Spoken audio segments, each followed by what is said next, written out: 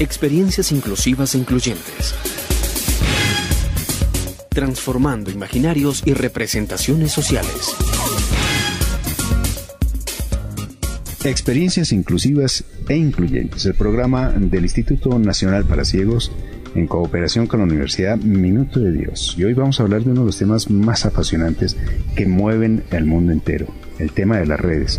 Pero no vamos a hablar de las redes en el mundo de la web, sino vamos a hablar de las redes como una estrategia para ayudar a que la gente viva muchísimo mejor en nuestro amado país, Colombia.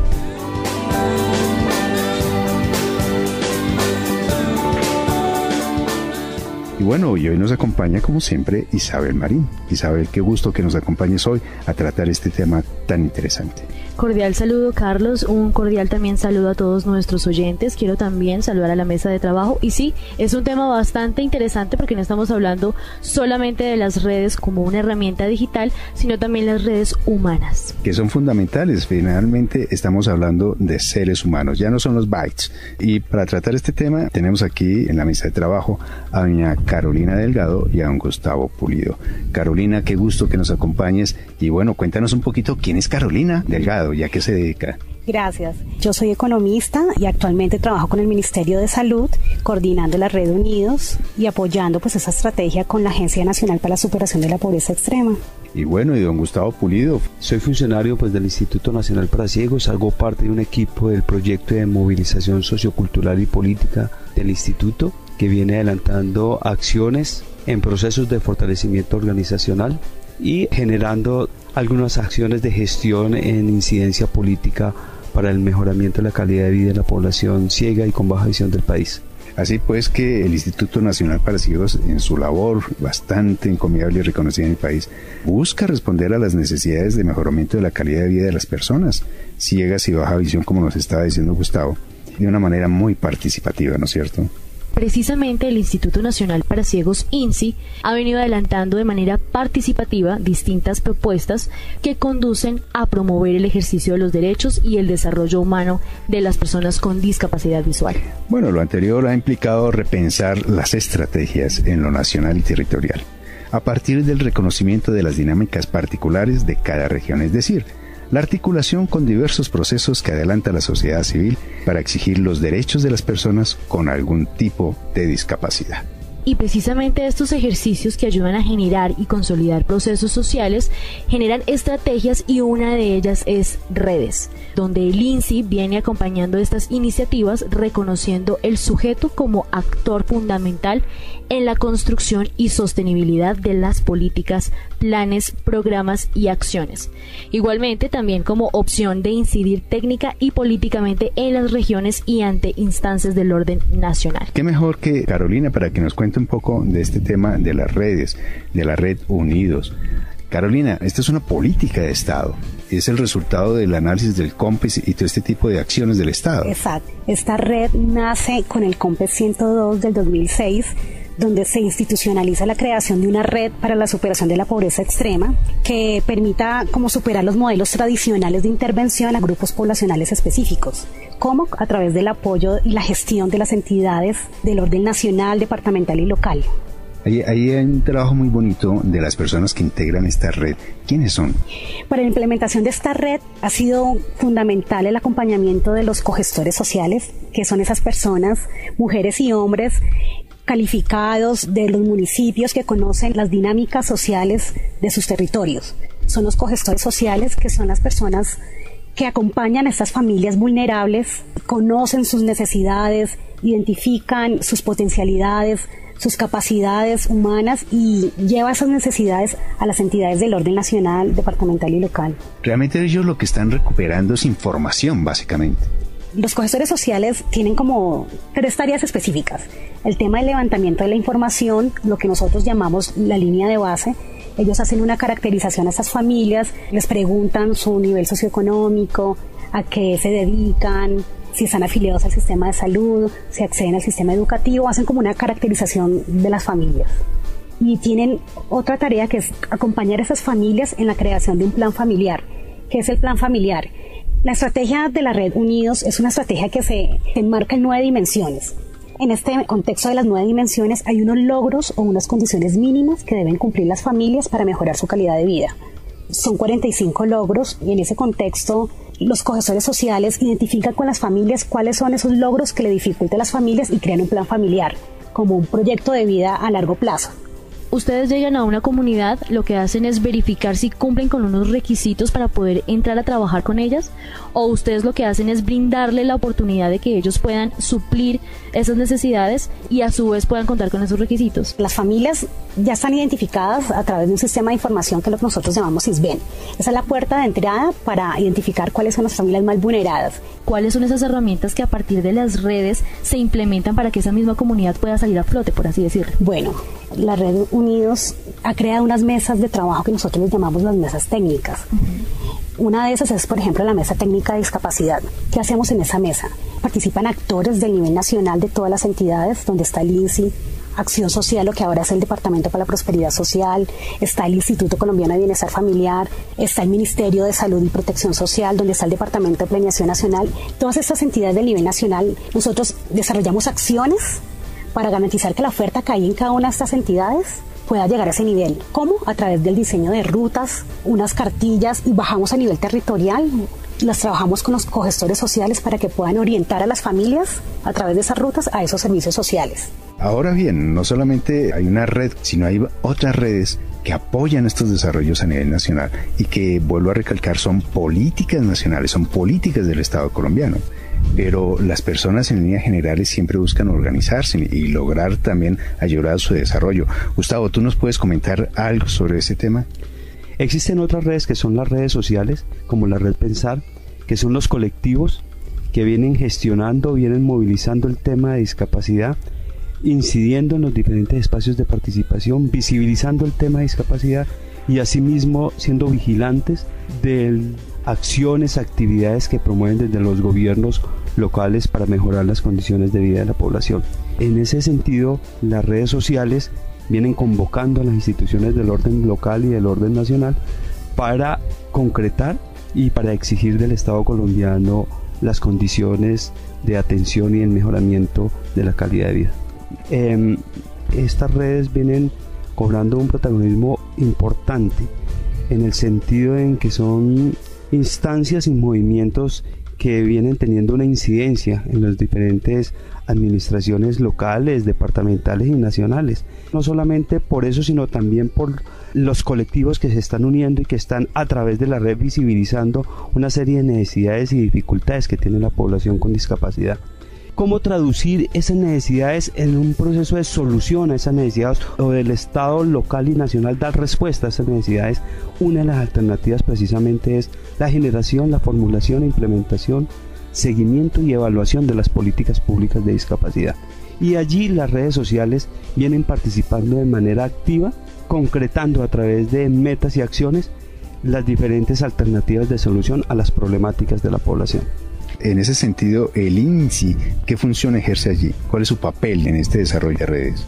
Nosotros como institución del orden nacional no promovemos la generación de estas redes, incluimos, nos acercamos a ellas para incluir el tema de la discapacidad visual en los diferentes desarrollos que tienen estas dinámicas regionales y territoriales, para visibilizar el tema y para concretar en acciones la exigibilidad de los derechos de las personas en este caso con discapacidad visual. Bueno, Carolina Delgado, quiero recordarles, ella es referente de Red Unidos ante el Ministerio de Salud. ¿Cómo se promueve la participación de las poblaciones con discapacidad en los espacios y procesos de las redes sociales?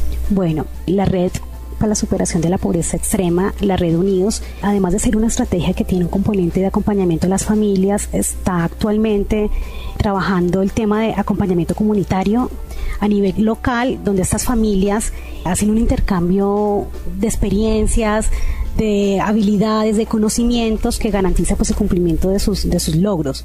En el tema de la población con discapacidad, pues la Red Unidos específicamente no atiende población con discapacidad, sino todos esos grupos vulnerables, es decir, población en situación de desplazamiento. En estos grupos comunitarios vamos a encontrar grupos étnicos, enfoque de género, población damnificada de la ola invernal, población con discapacidad. Entonces estamos haciendo como un trabajo comunitario con ellos, intercambiando experiencias, conocimiento que ha conllevado a mejorar sus condiciones de vida. Eso es lo que estamos haciendo actualmente con la red.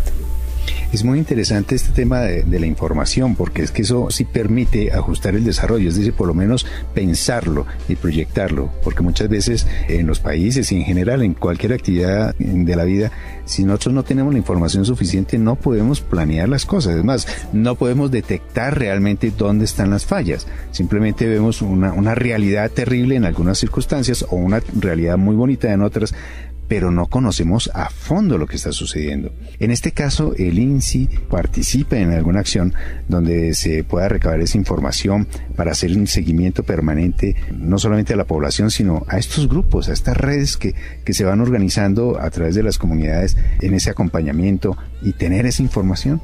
Nosotros, desde hace varios años atrás, hemos venido participando en las diferentes convocatorias que ha hecho particularmente la Red Pensar, donde han asistido ministerios y los diferentes sectores del orden territorial. Allí se ventilan las problemáticas y quiero decir que son movimientos, las redes propias de la sociedad civil. Sí, que eso es una alternativa para dar alcance a un proceso de interlocución con el Estado local y nacional para visibilizar los problemas. En ese orden nos hemos acercado y nos hemos hecho partícipes de las convocatorias que han adelantado estas redes, y se generan allí unos compromisos sobre los cuales hemos estado atentos al desarrollo y al cumplimiento de esos compromisos de diferente orden, tanto de la sociedad civil como las entidades del orden local y nacional. Eso por un lado. Segundo, cómo incluir el tema también de la limitación visual con la participación de las personas con limitación visual, que es otro punto importante a tener en cuenta, cómo a través de estos espacios, estos movimientos sociales, recobra voz la población con limitación visual para visibilizar sus necesidades y sus condiciones particulares de todo este grupo poblacional. Pero ¿de qué manera entonces ustedes pueden generar precisamente eso, que las personas, aparte de reconocer que sí, evidentemente les hace falta mejorar la calidad de vida, generen políticas públicas y que le hagan seguimiento y que efectivamente se cumplan? Bueno, tú has dicho algo creo que es muy importante, y es la información. Yo creo que es un insumo importantísimo para la toma de decisiones y para la creación y el diseño de políticas públicas. Y la institucionalidad, que es uno de los promotores de la política pública, no puede desconocer a las comunidades, que son al fin y al cabo las que les va a llegar los servicios sociales, les va a llegar la oferta que existe, las que debe adecuarse a sus necesidades. Yo creo que es fundamental que el Estado reconozca y que haga partícipe a esas comunidades y no las desconozca. Yo creo que es fundamental para la política pública, para el ajuste de los programas y para que esos programas puedan llegar eficientemente y oportunamente a esta población, involucrar a la población. Es fundamental el diseño de políticas públicas y de programas. Carolina lo ha dicho muy bien. El gobierno colombiano, a través de sus diferentes instancias de participación y sus diferentes procesos para convocar a la población, pues debe reconocer cuáles son las condiciones, particularidades de los diferentes grupos poblacionales del país, y en ese proceso convocan también a las redes. Las redes también en el proceso de interlocución visibilizan las necesidades y particularidades de las diferentes personas. Allí surge un compromiso importante que es en términos de representatividad, y es importante que las personas que participan en ello, en un proceso de interlocución entre sociedad civil con el gobierno local, nacional, regional, conozcan cuáles son las particularidades y necesidades de ese colectivo que viene representando. Y allí hay un compromiso también de la sociedad civil. De manera individual yo puedo gestionar y puedo incidir, pero ante un proceso de formulación de política es el reconocimiento de las necesidades y particularidades de los diferentes grupos poblacionales. Las personas que participan allí pues deben de reconocer su colectivo como representantes para incidir frente a esas instancias y hacer ver las necesidades del grupo que representan. No solamente el hecho de trabajar con una población que de alguna manera está vulnerada, sino también con poblaciones que hacen parte de los alrededores de esta población. En este caso, como tú lo dices, Isabel, no solamente son los vulnerados, sino es toda la población en general. porque nos tenemos que reconocer mutuamente. En este caso, cuando es la comunidad, la sociedad en general, la que se reconoce a sí misma, se empodera sus realidades, empezamos a hacer el ejercicio de la Constitución del 91. Empezamos a hacer el ejercicio de la democracia participativa, donde yo también tengo obligaciones, tengo derechos, pero también tengo deberes para construir un país posible para todos. Bueno, cuando hablamos de redes, no solamente estamos hablando de redes locales que se establecen desde el Estado, desde la acción de las personas, sino también de políticas internacionales, porque en un mundo globalizado, unir esfuerzos es bien importante. Y Sol Ángel García, una terapeuta ocupacional, pues ella hace parte, o por lo menos ha trabajado con la Organización Mundial de la Salud, que es una organización que hace parte de las Naciones Unidas. Sol Ángel, cuéntanos un poquito de ese trabajo que tú has desarrollado allí con la Organización Mundial de la Salud. Bueno, el trabajo que hemos hecho es a partir de la implementación de la Estrategia de Rehabilitación Basada en Comunidad, o la RBC como se le llama comúnmente. Entonces la RBC es una estrategia que pretende promover la inclusión social de las personas con discapacidad a través del desarrollo comunitario. O sea, el desarrollo comunitario juega un papel muy importante. Y en ese sentido, esta estrategia tiene más o menos 20 años. Ha sido una estrategia que en muchos lugares del mundo se trabaja, en Asia, en África, en las Américas. Y quizás unos 4 años o más se ha venido trabajando en que nos encontremos las personas que hacemos RBC en el mundo. Esto es bien interesante porque es aprovechar las experiencias de todos. Cuando nosotros construimos redes, las redes es un proceso colaborativo, es decir, las experiencias las presentamos a todos para el beneficio de todos. En el caso de Colombia, ¿qué se ha logrado llevar a estos escenarios? En Colombia es uno de los países que tiene experiencias más ricas en RBC. Yo no podría decir cuál es la razón, de pronto el conflicto, de pronto el desarrollo comunitario que tenemos, de pronto las iniciativas de trabajo de la política de discapacidad en el país ha hecho que Colombia sea uno de los países pioneros en las Américas en el tema de RBC. Por un lado pioneros y por otro lado en el que más experiencias hay. En un análisis que hacíamos de las experiencias de RBC en las Américas, veíamos que muchas iniciativas emergen del trabajo desde la rehabilitación, pero también hay otras iniciativas que emergen del trabajo del desarrollo comunitario. Y Colombia específicamente tiene mucho trabajo en desarrollo comunitario, entonces ese fundamentalmente ha sido uno de los aportes que nosotros los colombianos hemos hecho al trabajo de la RBC en las Américas y en esa línea al trabajo de RBC a nivel mundial. Bueno, fíjense ustedes, queridos oyentes, que Colombia hace un aporte bien importante para todo este tema de la inclusión de las personas con alguna discapacidad. Sol Ángel, si bien es cierto, Colombia ha participado de esta manera tan impresionante con muy buenos aportes al desarrollo de políticas internacionales sobre el tema, ¿qué otra propuesta se ha logrado hacer desde Colombia para el contexto mundial? Yo no sabría decir si es desde Colombia o es a la par que en otros contextos, ¿no? Porque a veces uno cree que está haciendo cosas y mentiras que otros también las están haciendo al tiempo. Y en ese mismo sentido es algo del trabajo de redes que hemos venido haciendo. Nosotros empezamos en Colombia con los encuentros de RBC, el primero fue en Cartagena, y allí hubo una iniciativa de empezar a trabajar la red de Colombia, la red de RBC de Colombia. Incluso se llama la red de redes, que en alguna ocasión alguien nos decía, pero eso es como una cosa muy grande porque si es una red de redes, y entonces era entender por qué la estrategia en sí misma es una red, porque la estrategia en sí misma lo que busca es alianzas con otros. Y si yo, por ejemplo, en el trabajo que hace el INSI, por decir algo, lo que genera es una red de gente que trabaja en asuntos basados en comunidad en distintos lugares, en sí misma es una red, pero si habla con las otras experiencias, que es lo que hacemos nosotros en la red de Colombia, entonces nos sentamos a hablar, la Universidad Nacional, la Javeriana, el INSI, la Secretaría de Salud, el Instituto de Recreación y Deportes, cada uno con su red, lo que generamos es una red macro.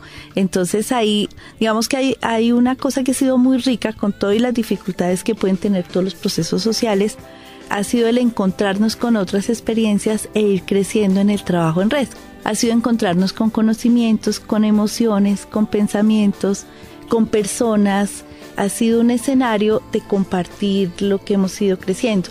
Y somos muchos los que estamos, digamos, trabajando a la luz de lo que puede ser. Y el otro asunto rico es que ha sido una iniciativa más de quienes hacemos RBC. y que el gobierno nacional en este momento está diciendo, muestre qué es lo que ustedes dicen que nosotros podríamos hacer. Entonces, en ese sentido, ganamos en el significado de lo basado en comunidad. Y en ese sentido se generan políticas públicas.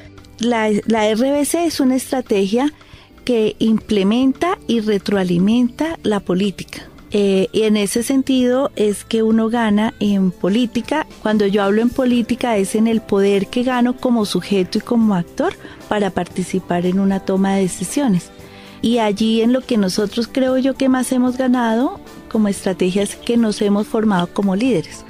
Y digo yo nos hemos porque una cosa es que uno, digamos yo soy técnica en el asunto, pero también personas con discapacidad, familias, pero en un momento dado todos nos convertimos en líderes y creo que ahí es en lo que hemos ganado, en que somos agentes de cambio. Y esa es una gran ventaja de las redes, porque es que la unión hace la fuerza. Y cuando nosotros aprovechamos todo ese conocimiento, todo ese acervo que vamos desarrollando en beneficio de los demás, hacemos circular la información y el conocimiento de manera tal que es aprovechado por muchísimas otras personas, y de esa manera vamos generando cambios al interior de lo que conocemos como sociedad, como cultura y claro, todo el tema de la inclusión social.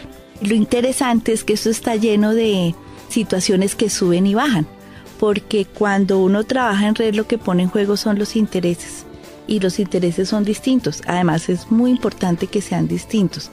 A veces son tan distintos que hacen crisis. Y entonces ahí es, digamos, que se mueven otros puntos. Y por ejemplo yo diría que la red de Colombia ha tenido unos momentos muy importantes y también ha tenido momentos de crisis que incluso yo creería que nos han hecho crecer mucho más. Y es que no es fácil, porque nosotros, además el mundo globalizado parece que lo llevará a uno a trabajar en grupo y mentiras, lo lleva a uno a volverse más individual. Y entonces el trabajo en red también lo invita a uno a trabajar con otros y a ponerse en otro lugar. Bueno, esa es la tarea, seguir trabajando para un país más incluyente y sobre todo poder contar nuestras experiencias a otros países, a otras realidades, a otras sociedades. Bueno, agradecemos a Sor Ángel García que nos haya comentado esta experiencia tan interesante, tan importante, que invita a todas las personas a integrar redes de apoyo. Ya el tiempo se nos acaba desafortunadamente y bueno, primero agradecerle a nuestros invitados y ver cómo un país que se toma en serio su propia vida, su propio destino, es capaz de construir estas redes, unas redes muy humanas entre otras cosas, en su sentido de identificar a su hermano, a su prójimo o como usted lo quiera calificar, y es reconocer que ese otro que está junto a usted también tiene el derecho de tener una vida digna, una vida decorosa, donde podamos tener oportunidades todos para crecer, donde podamos compartir un país para todos. Así pues que este ejemplo de las redes, tanto del Estado colombiano como desde las personas del común, pues son un ejemplo para todos nosotros. Esas redes de solidaridad, esas redes humanitarias de acompañamiento y reconocimiento, hay que ayudarlas a seguir creciendo. Eso hace país, eso hace patria, eso hace sociedad. Isabel, muchísimas gracias por tu compañía. No, muchísimas gracias a nuestros invitados que estuvieron aquí con nosotros y pudieron compartir sus experiencias aquí con todos nuestros oyentes. Carolina Delgado, referente de Red Unidos ante el Ministerio de Salud, muchísimas gracias. Gracias a ustedes por la invitación. Gustavo Pulido, funcionario del INSI que hace parte del proyecto Movilización Sociocultural y Política, muchísimas gracias por haber estado acá. No, muchas gracias y poder a través de este medio, este programa, expresar lo que viene haciendo el proyecto del INSI. Bueno, y a todos ustedes muchísimas gracias por su compañía, a los invitados también que estuvieron en el programa. Esto es Experiencias Inclusivas e Incluyentes. Muchas gracias. Experiencias Inclusivas e Incluyentes. Transformando imaginarios y representaciones sociales.